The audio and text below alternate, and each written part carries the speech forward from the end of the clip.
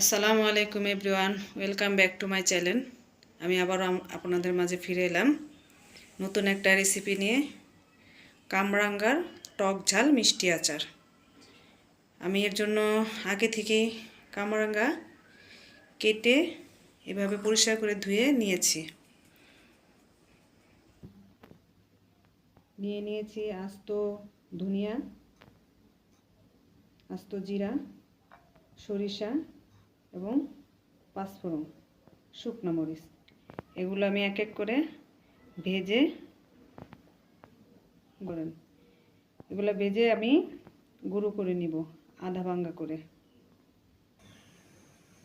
আমি মিশ্রণগুলো গুঁড়ো করে নিছি। এখন আমি একটা কড়াই চুলে দিয়েছি, গরম হয়ে গেছে। আমি এখন একটু পরিমাণ মতো সরিষার তেল দিব। এর মধ্যে আমি দুটো তেজপাতা দিয়ে দিব, গোটা পাঁচফোড়ন দিয়ে দিব। হালকা একটু ভেজে নিব।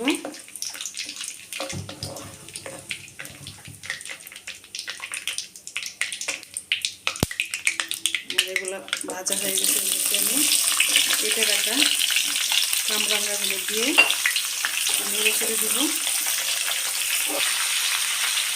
আমি এটাকে উল্টে পাল্টে নেড়ে দিচ্ছি। এখন আমি একটু এটাকে ঢেকে রাখবো। এটা আমি 2 মিনিটের মতো ঢেকে রাখবো। এখন আমি এটার মধ্যে পরিমাণ মতো একটু হলুদের গুঁড়ো, অল্প আদা 4 চামচ, আর আদা 4 চামচ মরিচের গুঁড়ো অ্যাড করে দিলাম। এখন আমি এটা একটু আবারও নেড়ে ছেড়ে দিব।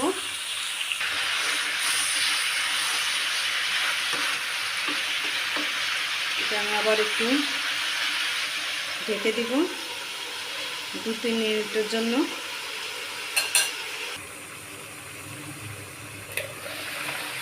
এখন আমি পরিমাণ মতো কিছু লবণ অ্যাড করে দিব এবং 1 কাপ পরিমাণ চিনি দিয়ে দিব।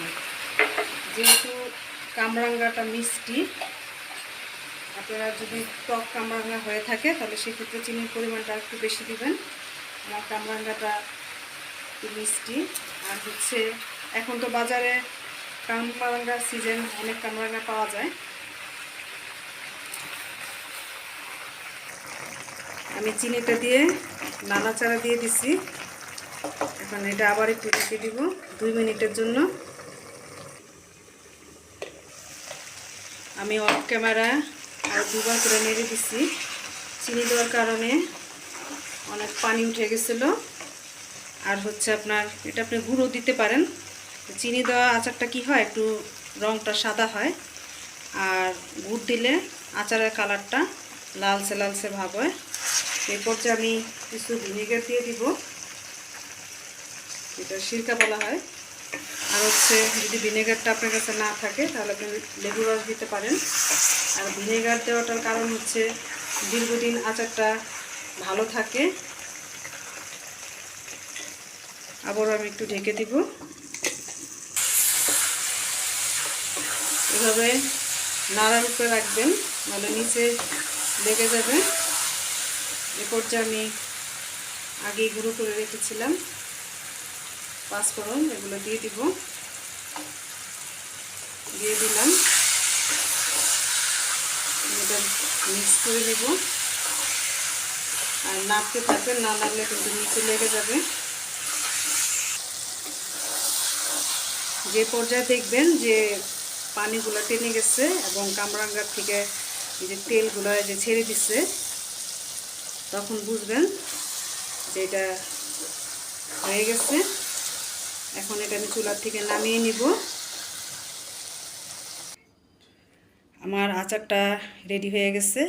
আমি এটা তুলে নিচ্ছি এবং এটা ঠান্ডা করে কাচের জারের মধ্যে তুলে নেবেন। দীর্ঘদিন রেখে এটা খাওয়া যায়। আর হচ্ছে আপনারা খেয়াল করবেন এটার মধ্যে যেন কোনো প্রকার পানি না থাকে, যে পর্যন্ত এটা থেকে তেল না ছেড়ে দিবে ওই পর্যন্ত আপনারা নাড়ার উপরে থাকবেন। আর একটু সিরকা দিয়ে দিলে এটা দীর্ঘদিন আপনারা খেতে পারবেন, নষ্ট হবে না। আর এখন যেহেতু বাজারে প্রচুর কামরাঙ্গা পাওয়া যায়, এই সিজনে আচারটা তৈরি করে রাখবেন। আর আমার এই আচারটা যদি আপনাদের ভালো লেগে থাকে তাহলে আপনারা লাইক, কমেন্ট এবং শেয়ার করে দিয়েন। আর আপনারা অবশ্যই আমার অনুরোধ রইল এই আচারটা আপনারা তৈরি করে খাবেন, এবং অতি সহজে খুব দ্রুত আচারটা তৈরি করা যায়। তো আজকের মতো এখানেই বিদায় নিলাম। ভালো থাকবেন, সুস্থ থাকবেন। আল্লাহ হাফেজ।